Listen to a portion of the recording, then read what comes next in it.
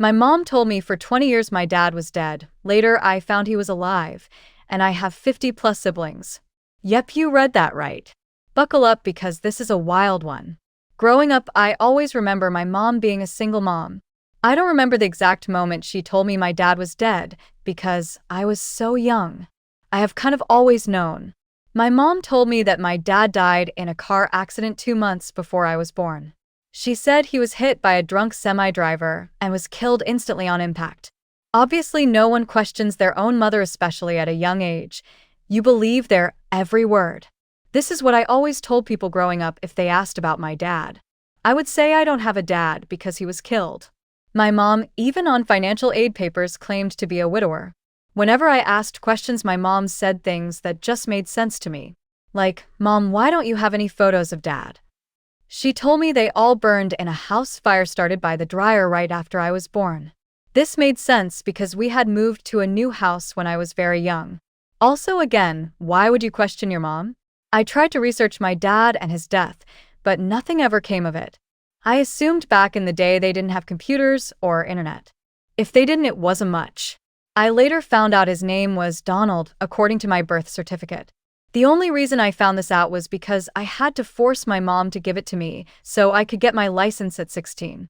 A lot of the times I tried to ask more questions when I got older, but my mom became visibly angry when I did this.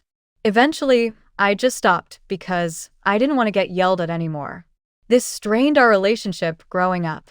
My mom and I were never really close. I tried asking family members questions, and literally no one, even my grandma, knew. My mom and grandma are super close, so this was very odd to me.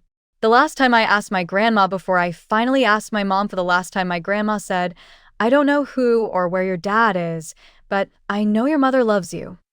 Holy crap, when my grandma said that, I got goosebumps and knew something was very wrong. Fast forward to when I was 19, I started to see a therapist after being a victim of attempted kidnapping and diagnosed with PTSD. My therapist told me to take a DNA test to find out more about my dad's side. This way I could still find out info without having to ask my mom and making her angry again. I asked my mom to pay for the DNA test because I was a poor college student at the time. She right away got so mad and yelled at me. She claimed that the government was going to clone my DNA and sell it.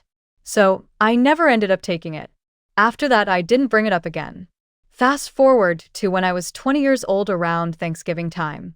My 3 friends and I had a fun day of baking cookies and talking all day long, until I brought up the stories of my past and my dead father.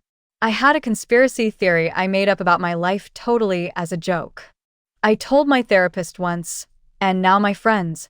The theory: what if my mom had a one-night stand with a rock star/musician and got pregnant with me? She never was able to find him again, so she couldn't tell him. My mom is considered the golden child in her siblings. So in order to remain in the good graces of my grandparents, she told them she eloped and got married. Then got pregnant with me, and shortly after my dad died in a car accident right before I was born. Would make total sense why none of my family met him or knew him if it was a short relationship. My theory wasn't too off. But this is what really went down. My friends all told me that all my stories didn't really add up. A lot of them said they seemed odd but never said anything. My friends finally paid for me to take a DNA test. I took a DNA test and then confronted my mom about it. She finally confessed that she always wanted to have a child but never wanted to get married. She found a clinic that would do sperm donor babies. She had 2 miscarriages before me, all with different donors. The 3rd time she got pregnant with me. The name Donald came from the donor. There was no dad that died in a car accident, all lies. With my results from the DNA test, I mostly just had first cousin matches and didn't think anything of it. But what I didn't know was the first cousins and half-siblings share a similar amount of DNA. A few weeks later, a girl messaged me claiming to be my half-sister. She was able to answer all my questions I always had. The reason my mom never could answer those questions wasn't because she was upset he died, but because she truly didn't know. The girl who messages was correct that she was my half-sister. She introduced in a group chat to the other siblings. This was 3 years ago, and we only had 30 half-siblings at the time. Now we are up to 50 and expecting more to still pop up. We are from all over the country. We will never truly know how many of us there are because of how messed up the donor industry is. As for my dad being alive, we found this out recently. After years of research and something my sisters found our donor through leads from the DNA test. We have reached out to him, and he is grateful to know about us. We have limited contact due to his family and his horrible wife. His wife wants to keep her good reputation. Like helping families get pregnant is a bad thing. Partly, I think his wife is homophobic. His wife is very religious, and most of our siblings' parents are same-sex couples. Our donor never told his family about being a sperm donor in college because of his extremely Catholic family. I wish he would tell them and we could meet our cousins, aunts, uncles, and grandparents. But it's unlikely he ever will. He talks to us rarely to say happy birthday or Merry Christmas, but that is mostly it. Thankfully, he was able to give us updated medical information. There have been a few donor child stories on the THD podcast, but my story is a bit different from what I have heard before on the pod. Sadly, this is common in the donor children community. Many parents lie to their children with no planning to tell their kids. In the 90s, no one ever expected that DNA tests would be what it is today. Update. Hi THD friends. I wanted to update you all about my story. I was 20 when I discovered that I had 30 siblings.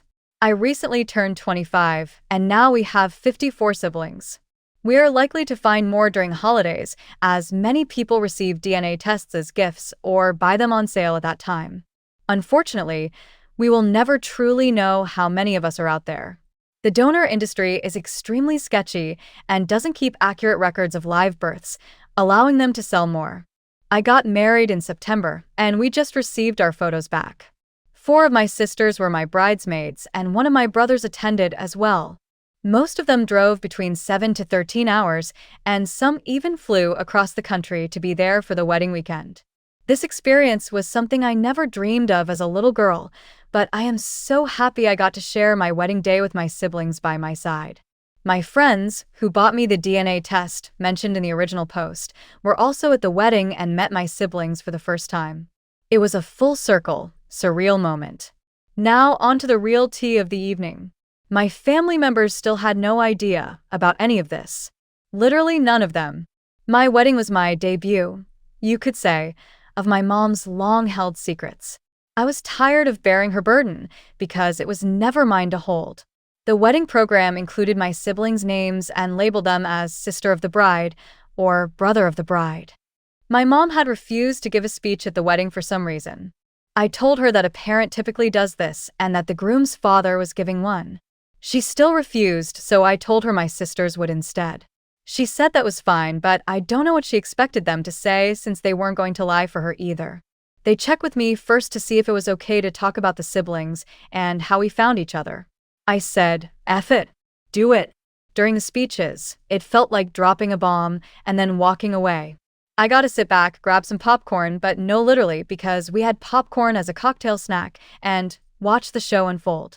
My 3 sisters gave a speech together, and it was one of the funniest things I've ever heard. They talked about how we all took DNA tests and how I was found. The looks on my aunts, uncles, and older cousins' faces were priceless. I am so glad we have a videographer and should be getting those back soon too. They were in utter shock and disbelief. Their reactions were almost as entertaining as the speech itself. It felt incredible to finally be able to speak openly about my life. Of course, I noticed a lot of whispering and strange glances afterward, but that was no longer my problem to fix. Thankfully, my narcissistic mother managed to keep it together during the wedding. Of course, because she has to maintain a front for the world. However, the following week, once we were back home, she was absolutely awful to me, and she still mostly is. Ultimately, I believe it was 1000% worth it, and I would do it 1,000,000 times over again. The truth always comes out. Since we found our donor and have some contact with him, I sent him photos of the siblings and me from the wedding. He was thrilled for us, wished us the best, and said we all looked beautiful. I replied, "Thank you so much. I guess we have some good genes." My friend and I met Morgan and Lauren at a live show, and saying it was one of the best moments of my life is an understatement. For the photos you've all probably been waiting for, I know Morgan has. I will attach them. It was a challenging journey to get here, but thank you all for the love and support along the way. Additional information from OP. OP. One thing I forgot to mention. Not super important, but just funny. Sister with black hair, and I came from the same clinic. We are a few months apart, so our moms likely crossed paths while at the clinic because it wasn't a big town. When I first met her, it felt like I already knew her. I joked it's because we had already met on the shelf at the clinic.